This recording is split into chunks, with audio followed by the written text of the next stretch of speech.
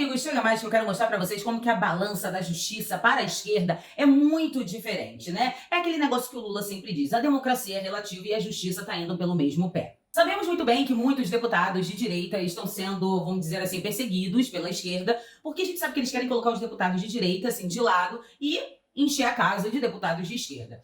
E por conta disso, qualquer coisa que esses deputados façam ou falam, eles são investigados, alguns que não são nem deputados federais, mas estaduais, já perderam até o mandato, e assim caminha o nosso Brasil com essa balança desregulada. E dessa vez o alvo é o Nicolas Ferreira, o deputado mais votado deste Brasil, e que realmente está aparecendo muito pela sua competência, e também porque ele, juntamente com outros deputados de direita, estão lutando pela liberdade de expressão aqui no nosso país, já foram até mesmo para fora do país para poder pedir ajuda, podemos dizer assim, e é muito estranho o que está ocorrendo agora, nesse exato momento, com Nicolas Ferreira. Vejam essa matéria.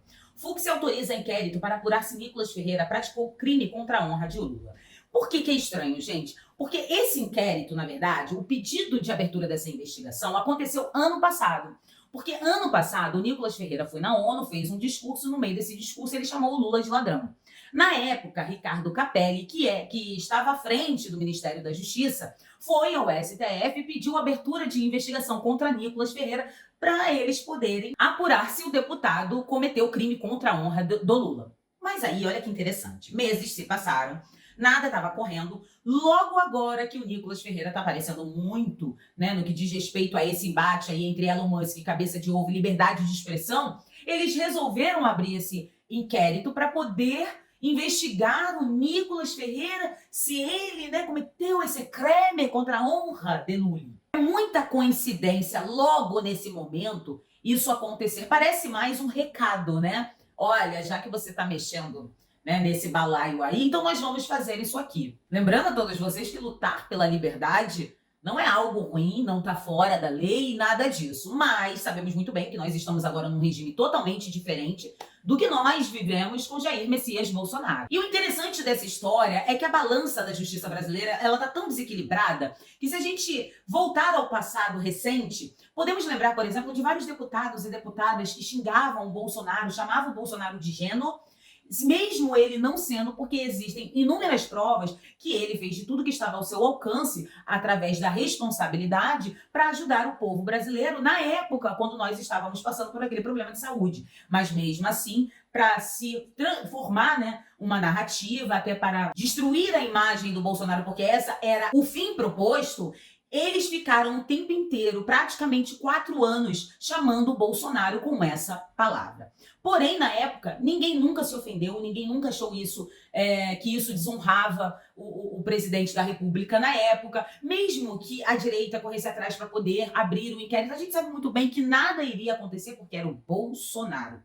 E agora a balança mudou. Como é com o Lula, nossa, vamos investigar porque isso pode ser um crime. Porém, gente, nós temos que entender que, primeiro, opinião, tá? Não é algo errado. Você falar algo que num passado recente foi mostrado para toda a população também não é errado. Porém, o que eles estão tentando fazer é reescrever a história. E para que isso ocorra, é necessário apagar esse capítulo que para eles é desonroso da nossa história. Querendo colocar na cabeça das pessoas e principalmente da nova geração que nada disso ocorreu, que ele é uma pessoa totalmente honrosa, honesta, etc e tal, que ele nunca passou por um processo e fazer com que a história mude. Só que para isso ocorrer, precisa-se cortar as asas de algumas pessoas para se tornar exemplo para outras. O Nicolas Ferreira fez até um vídeo ontem, eu até repostei no meu Instagram, eu vou mostrar aqui para vocês, onde ele deixa isso tudo muito claro. Assistam o vídeo.